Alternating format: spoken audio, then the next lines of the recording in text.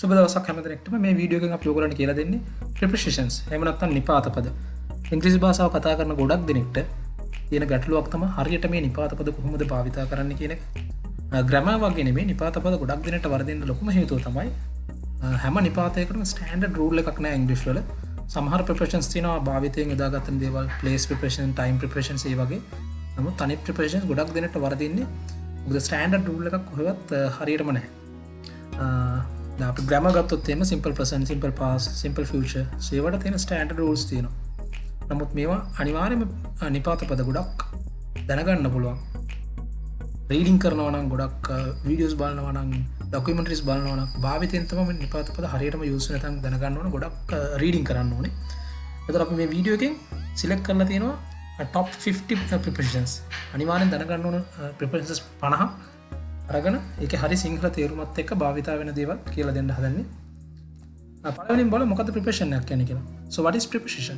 So නිපාත පදයක් කියන්නේ නාම පදයක් හෝ සර්වනාමයක් වාක්‍යයේ වෙනත් වචනයකට ඇති සම්බන්ධතාව දැක්වීමට භාවිත වන වචනයක. ඒ කියන්නේ නාම පදයක්. එහෙම නැත්නම් සර්වනාමයක්. noun එකක් හරි pronoun එකක් හරි. තවත් වචනයකට කනෙක්ට් කරන්න රිලේෂන්ෂිප් එක පෙන්වන්න යොදන වචනයකට තමයි preposition එක කියන්නේ. So මේ උදාහරණය බලන්න. cat and table කියලා noun දෙකක් තියෙනවා. cat කියන්නේ පූසා, table මේස.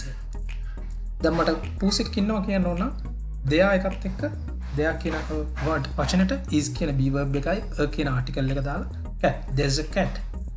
මේසයක් තියෙනවා, there's a table. මට කියන්න ඕන පූසා ඉන්නවා මේසේ උඩ, මේසේ යට, මේසේ ළඟ, මේසට එහා පැත්තේ. අන්න ඒ වචන තමයි prepositions කියන්නේ. There's a cat under the table. So මේසේ යට පූසෙක් ඉන්නවා. දැන් under කියන වචනේ දැනගත්තේ නැත්නම් හරියටම පූසා ඉන්න තැන කියන්න බැරි වෙනවා. ඊළඟ තමයි there's a cat on the table. මේසේ උඩ පූසෙක් ඉන්නවා. So on කියන වචනේ තේරුම දන්නේ නැතුනොත් ඒක භාවිතය දැනගත්තේ නැතුනොත් එහෙම හරියටම පූසා ඉන්න තැන කියන්න බැරි වෙනවා. ඊළඟට බලන්න usage. භාවිත වන ආකාරය prepositions usage ගැන ගත්තොත් එහෙම main හතරක් තියෙනවා. පළවෙනි එක තමයි prepositions are words placed before nouns. ගොඩක් වෙලාවට prepositions භාවිත වෙන නාම පදයකට කලින්. දෙවෙනි එක තමයි place before pronoun. සර්වනාමයකට කලින් මුත් අනිවාර්යෙන් prepositions යෙදෙන්න පුළුවන්. නමුත් මෙතන වැදගත්ම දේ තමයි සර්වනාමයකට කලින් යෙදෙනවා නම් ඒක object pronoun එකක් වෙන්න ඕනේ. So there are two types of pronoun, object and subject pronoun කියලා. මේවා ගැන දැනුමක් ඔයගොල්ලෝ නැත්නම් අපිට ඉදිරියට object and subject pronoun ගැනත් වීඩියෝ එකක් කරනවා. As a teacher works hard with us. ඊළඟ pattern එක තමයි some prepositions consist of more than one word. ඒ කියන්නේ සමහර prepositions තියෙනවා. දැන් මෙතන on එක with එක වගේ තනි වචනයක් නෙමෙයි වචන කීපයක් එකතු වෙලා හැදෙනවා. In front of කියන්නේ ඒ වගේ එකක්. So ඊට පස්සේ there are some of the prepositions ඒවා ගොඩක් වෙලාවල verb එකක් follow කරලා තමයි යන්නේවා තියෙනවා. So the dog is running after the cat. So මේක තමයි prepositions usage එක. අපි බලමු මොනවද තියෙන prepositions කියලා. පළවෙනි සෙට් එක about, above, across and after. So මේ හතර යෙදෙන විදිය බලන්න පළවෙනියෙන්ම about. ඒකේ තේරුම තමයි ගැන එහෙම නැත්නම් පමණ කියන එක. So I know about you. මට මොන හරි ගැන කියන අදහස දෙන්න ඕන නම් මේක use වෙන්න ඕන. දෙවෙනි එක above, ඉහළින් කියන එක. The plane flew above their flat. මේ වචන ප්‍රොනවුන්ස් කරන්නේ flew කියලා, flew කියලා නෙමෙයි. ගුවන් යානය ඔවුන්ගේ තට්ටු නිවාසයට ඉහළින් පියාසර කළා. The next one across. කියන හරහා මොකක් හරි හරහා කියන එක. The dog ran across the road. බල්ලා පාර හරහා දිව්වා. So next one after කියන එක. පසුව. Someone finished his work after කුමාර. කුමාරට පසුව someone ඔහුගේ වැඩ අවසන් කළා. ඊළඟ සෙට් එක තමයි against, alone, amidst. against කියන්නේ එරෙහිව කියන එක. They fight against the terrorism. ඔවුන් ත්‍රස්තවාදයට එරෙහිව සටන් කරනවා. alone කියන්නේ දිගේ. There are many vehicles along the road. So මේ වචනේ pronounce වෙන්නේ vehicle කියලා, not vehicle කියලා. So there are many vehicles along the road. පාර දිගට බොහෝ වාහන ඇත. amidst කියන්නේ මොකක්ද අතරේ නැත්නම් මැද මැදියේ කියන එක. The thief ran away amidst the shout. මේ අතරතුර සොරා පැනලා ගියා. මීට අමතරව මේ amidst කියන අදහසම දෙන්න යූස් කරන්න පුළුවන් වචන සෙට් එකක්. In the middle of එහෙම නැත්නම් surrounded by කියන ඒවා. Next one is at. At කියන එකේ සරල අර්ථය ගත්තොත් දෙස, අසල, හි, දී, ළඟ මෙන්න මේ වචන යූස් කරන්නේ at එක ගොඩක් වෙලාවට place preposition එකක් විදිහට use කරන මොන හරි තැනක් ගැන කතා කරන්න. He looks at me. ඔහු මා දෙස බලයි. There are few foreigners at the airport. We usually have our lunch at මේ විදේශිකයන් කිහිප දෙනෙක් සිටිය. එතන place එක ගැන කතා කරන්නේ. We usually have our lunch at 1 pm. මේ වෙලාවට ආහාරය ගන්න. ඊට අමතරව at එකේ දෙන විශේෂ අවස්ථාවන් කිහිපයක් තියෙනවා. time එක කියන්නේ at noon, at 8 o'clock. එහෙම නැත්නම් වයස කියන්නේ at the age of 60. so එහෙම නැත්නම් also you can use at a place. තැනක් ගැන කතා කරන්න. at home, at a hotel, at the office, at the bus stop. Likewise. Next to around and among කියන්නේ. around කියන්නේ වටේම නැත්නම් වටා. there's a fence around the gate. වත්ත වටේට වටක් තියෙනවා. ඊළඟ තමයි among කියන එක. මේ among කියන එක අතර කියන තේරුම එන්නේ. නමුත් එතන වැදගත්ම දේ තමයි ගොඩක් දේවල් නැත්නම් ගොඩක් දෙනෙක් අතර. I have to deliver a speech among them. ඔවුන් අතර කතාවක් පවත්වන්න වෙනවා. There was a quarrel among the children. ළමයි අතර රණ්ඩුවක් සිදු වුණා. Next set. Behind and between. Behind කියන්නේ පිටුපසින්. A house is behind the temple. ඇගේ නිවස තිබෙන්නේ පන්සල පිටුපසයි. ඊට පස්සේ between. so මේ between කියන එක අපි කලින් ඉගෙන ගත්ත among කියන එකට එකත් එක්ක opposite word එක.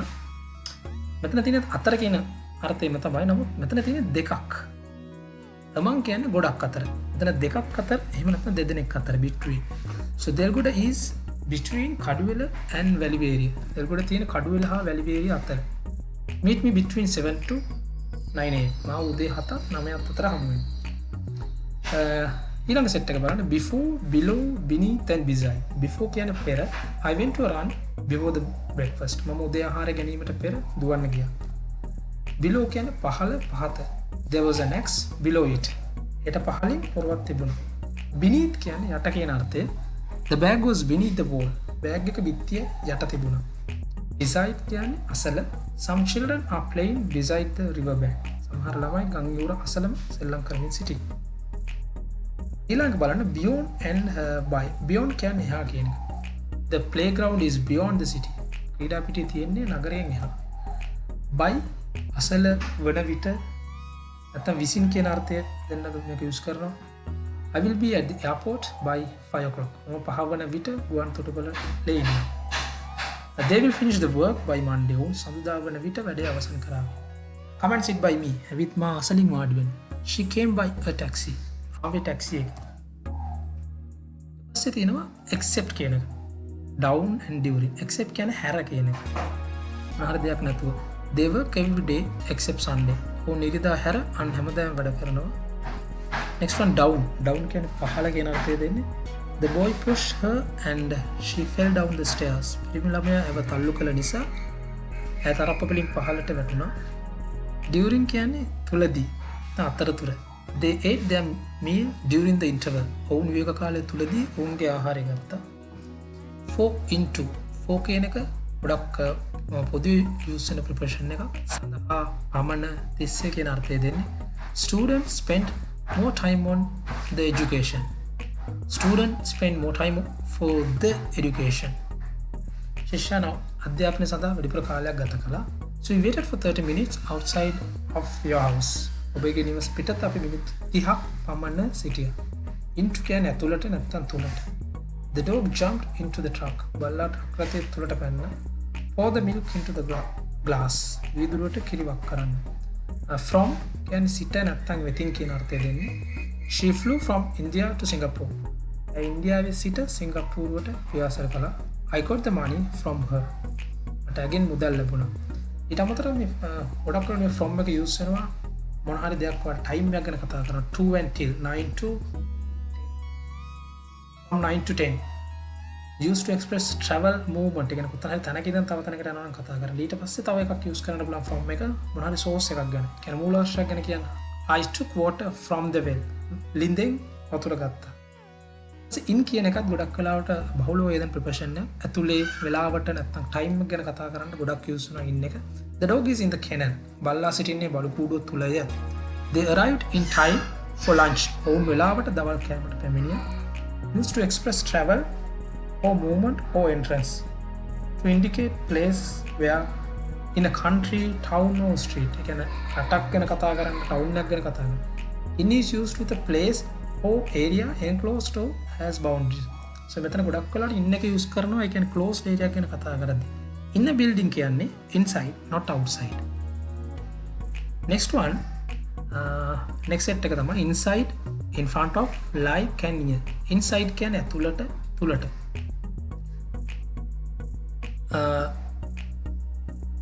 The inside wall of the building is strong. ගොඩනැගිල්ල ඇතුළත බිත්ති ඉතාමත් ශක්තිමත්. එතන ඇතුළත වෙන්න ඕන, not ඇතුළට නෙමෙයි. ඊපස්සේ in front of ඉදිරිපිට කියන්නේ ඉදිරිපිට. iSpeak Academy is located in front of the school.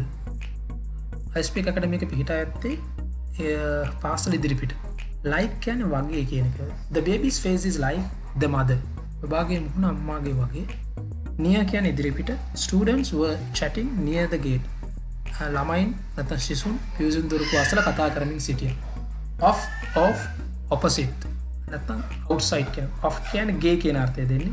The owner of the house has left the country. නිවසේ අයිතිකරු රට හැර ගිහින් තියෙනවා. Off කියන්නේ ඉවතට, අහකට.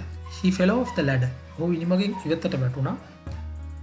Opposite කියන්නේ ප්‍රතිවිරුද්ධ. The restaurant is opposite the school. ආපන ශාලාව පාසලට ප්‍රතිවිරුද්ධ දෙසින් පිහිටා ඇත. Outside කියන්නේ පිටත. People work outside of the garden. මිනිසුන් උද්‍යානයෙන් පිටත වැඩ කරනවා. On කියන්නේ උඩ. නැත්තම් විශේෂයක් පෙන්වන්න දිනයක් ප්‍රකාශ කිරීමට use කරනවා. My bag is on the table. මගේ බෑග් එකේ තියෙන්නේ මේසෙ උඩ. The meeting started on time. රැස්වීම නියමිත වෙලාවට පටන් ගත්තා. We got to the church on Sunday. We go to the church on Sundays. අපි ඉරිදා දිනවල පල්ලියට යනවා. ඒ කියන්නේ ඔන්න ගොඩක් කරලා use කරනවා date එකක් ගැන විශේෂ දවසක් ගැන කතා කරන්න, indicate කරන්න mode of transportation එහෙම නැත්නම් position එකක්. නැත්නම් වෙලාව ගැන කතා කරන්න ගොඩක් කරලා ඔන්නක use වෙනවා. Out of, over, round and since. මේ prepositions වල තේරුම මොනවද කියලා බලමු. Out of කියන්නේ පිටතට. The audience came out of the stadium. ප්‍රේක්ෂකයෝ ක්‍රීඩාංගණය පිටතට පැමිණියා. over කියන්නේ ඉහළ. The airplane flew over the cloud. හස්යානයක් වලාකුළට ඉහළින් පියාසර කළා. round කියන්නේ වටේට and smooth round the wall. විත්තිය වටේට කූඹි ගමන් කරයි. since කියන්නේ සිට කියන එක. Sri Lanka is very famous for gems since ancient times. පුරාණ කාලයේ සිට ශ්‍රී ලංකාව මැණික් වලට ඉතා ප්‍රසිද්ධයි. ඊළඟ සෙට් එක තමයි to, towards, through, till. to කියන්නේ ට වෙතට. I go to school every day. මම හැමදාම පාසලට යනවා. towards කියන්නේ දෙසට. She stood up and walked towards me. ඇය නැගී සිට මා දෙසට ගමන් කළා. through කියන්නේ තුලින්. The burglar got in through the window. කොල්ලකරුවා ජනේලය තුලින් ඇතුළට ආවා. till කියන එකේ තේරුම තමයි through කියන එක. She won't come till you build the house. ඔබ නිවස සාදන තුරු ඇය එන්නේ නැහැ. Then, until, under, underneath. Then කියන්නේ වඩා කියන අර්ථය තියෙන ගොඩක් වල compare කරන සංසන්දනය කරන්න use වෙන preposition එක. America is a rich country than Pakistan. ඇමරිකාව පාකිස්තානයට වඩා පොහොසත් රටක්. ඊළඟ තමයි until කියන එක. මේකේ තේරුම තුරු කියන අදහස තියෙන්නේ. Someone was waiting until you come. ඔබ එන තුරු someone බලා සිටියා. under කියන එකේ තේරුම යට. There's a cat under the table. මේසේ යට පූසෙක් ඉන්නවා. underneath කියන්නේ යට නැත්නම් පහළ. කියන අර්ථය දෙන්නේ. He hid the envelope underneath his coat. ඔහු ලියුම් කවරේ ඔහුගේ කබායේ යට සංගවා තැබුවා. So next set එක තමයි without, within, with. So upon මත. The burden is upon the father. තාත්තා මත බර පැටවි. Without කියන්නේ නැතුව. I can't live without you. මට ඔබ නැතුව ජීවත් වෙන්න බෑ. Within කියන එකේ අර්ථය තමයි ඇතුළත. She managed to complete the work within the allocated time. ඇය ලබා දුන් කාලය තුලදී වැඩේ නිම කිරීමට සමත් වුණා. With කියන එක අර්ථය සමග කියන එක. I'm always with my friends. So මා නිතරම සිටින්නේ මගේ යාළුවන් සමග. So මේ ටික තමයි prepositions වැදගත් prepositions ටික අපි වීඩියෝ එකෙන් කතා කරමු. ආයෙ පාරක් මේක බලන්න. බලලා ඔයගලන්ට මොන හරි doubt තියෙනවා නම් අපිට කතා කරන්න. තේරෙන්නේ නැද්ද තියෙනවා නම් comment කරන්න, social media එකෙන් connect කරන්න පුළුවන්. You can follow us, like us and subscribe us if you want to get more information. social media follow කරන්න. ඊට අමතරව anytime you can come and meet us. Delgoda අපේ iSpeak Academy එක තියෙන්නේ. ඒකට ඇවිල්ලා අපේ in-house classes වලට join වෙන්න පුළුවන්. any doubt එකක් තියෙනවනම් so email කරන්න, contact කරන්න පුළුවන්. මේ වගේ වීඩියෝ එකකින් හම්බ වෙනකම් ඔබ සැමට සුබ දවසක්.